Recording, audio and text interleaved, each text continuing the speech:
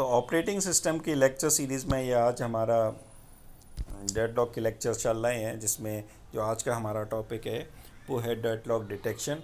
तो deadlock detection में हम दो टाइप के मेथड का यूज़ करते हैं कि सिंगल इंस्टेंस, मतलब एक टाइप के अगर हमारे पास रिसोर्स हैं, single instance of the each resource type, और several instance of resource type की कई टाइप के हमारे पास अगर है रिसोर्सेज हैं, तो ये जो चीज़ कहलाती है वो डेडलॉक डिटेक्शन में दो टॉपिक हैं जिसका हम यूज़ करते हैं। तो single instance of each resource type में अगर हम देखें तो for single instance each resource type में वेट फॉर ग्राफ का यूज़ किया जाता है।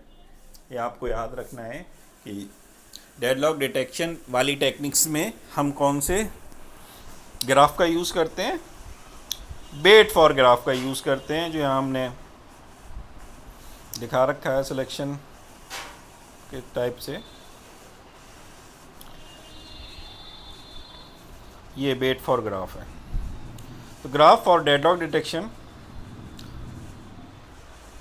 इसमें क्या देखा जाता है, इसमें भी एजेस की डायरेक्शन को डिफाइन किया जाता है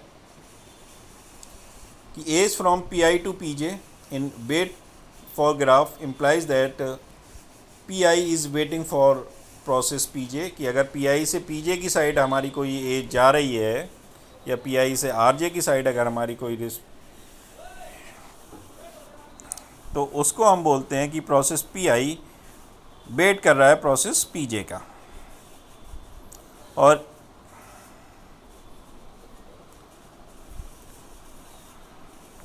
the process P I is waiting for process P J to release a resource that P I need. इसका मतलब ये भी होता है कि अगर एज पी आई से पी जे की साइड जा रही है तो इसका मतलब ये भी है कि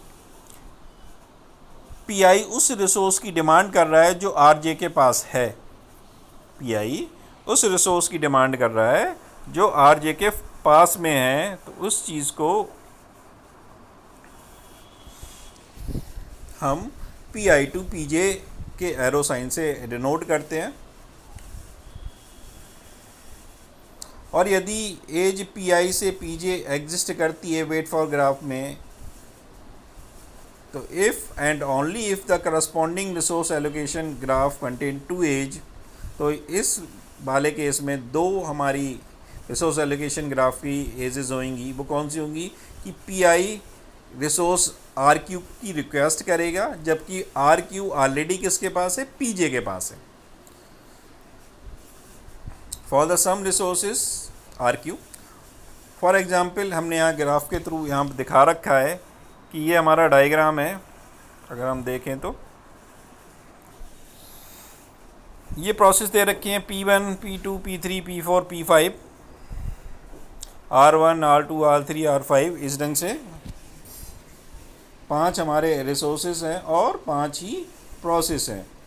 तो हम सबसे पहले P1 प्रोसेस के रिस्पेक्टिवली देख लेते हैं। P1 के रिस्पेक्टिवली तो हमने डायग्राम थोड़ा दूसरा लिया है, यहाँ पर वही डायग्राम है लेकिन उसमें क्लियर नहीं हो रहा था। तो ये वाली चीज़ थी कि P1 प्रोसेस है, यहाँ पर वो एरो साइन यूज़ कर रहा है P2 के लिए। तो इसका मतलब ये हुआ, हम अगर इसे ये वेट फॉर ग्राफ में इसमें रिसोर्स हटा दिए जाते हैं, इसका मतलब हुआ P1 उस रिसोर्स की डिमांड कर रहा है, यानी कि बीच में P1 और P2 के बीच में रिसोर्स आ जाएगा जो रिसोर्स P2 के पास है।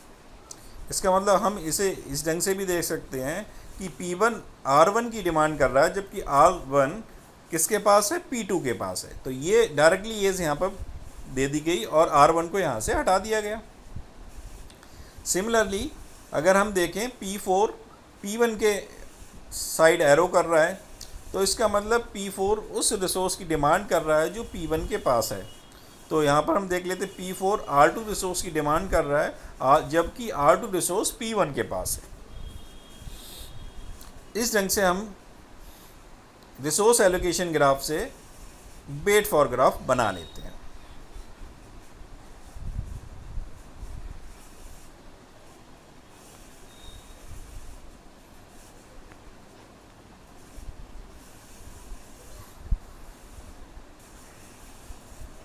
तो डेडलॉक एग्जिस्ट करेगा सिस्टम में यदि अगर हमने वेट फॉर ग्राफ बनाया है और वेट फॉर ग्राफ के अंदर कोई साइकिल एग्जिस्ट कर रहा है, और इसे डिटेक्ट करने के लिए हमें वेट फॉर ग्राफ को पीरियडिकली बार बार हमें चेक करना पड़ेगा कि उस ग्राफ के अंदर कोई भी साइकिल एग्जिस्ट तो नहीं कर रहा। अगर वहाँ साइकिल एग्जिस्ट करेगा तो यानी कि वहाँ पर डेडलॉक हो गया है और उसको अब हमें रिमूव करना है, डील करना है डेडलॉक।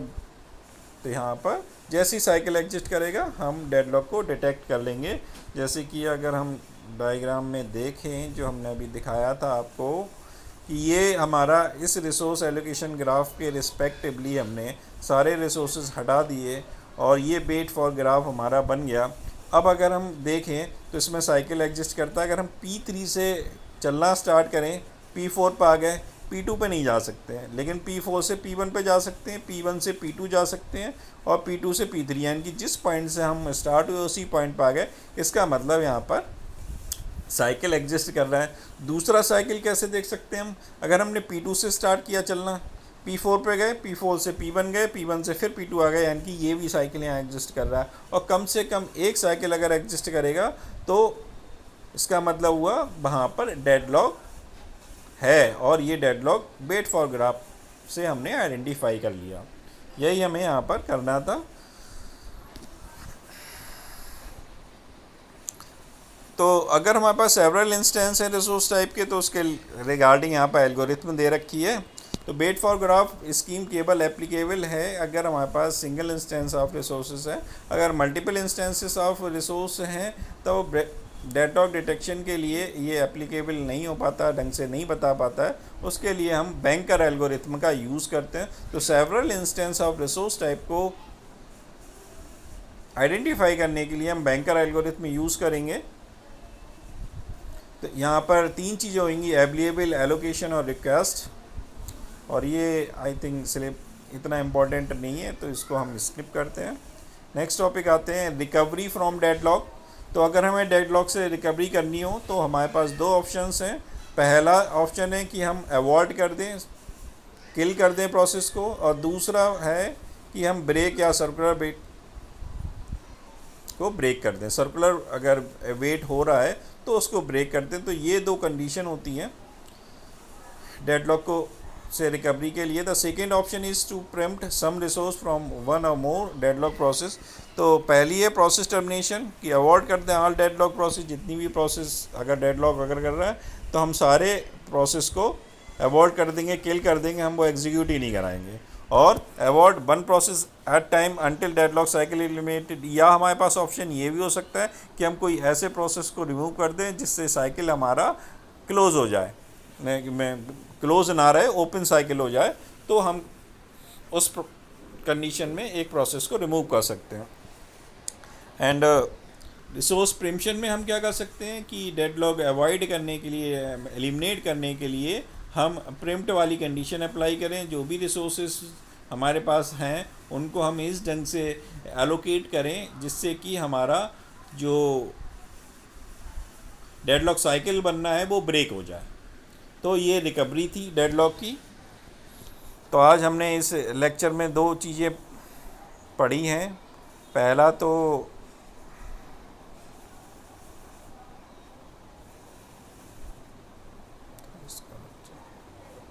रिसोर्स एलोकेशन ग्राफ था, है ना, safe state resource allocation graph, और वेट फॉर ग्राफ था। डेडलॉक डिटेक्शन में हमारे पास single instance type of resource था, सेवरल इंस्टेंस ऑफ रिसोर्सेज थे।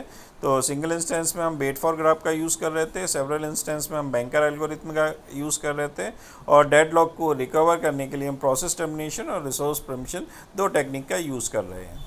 तो ये हमारा आज का लेक्चर है।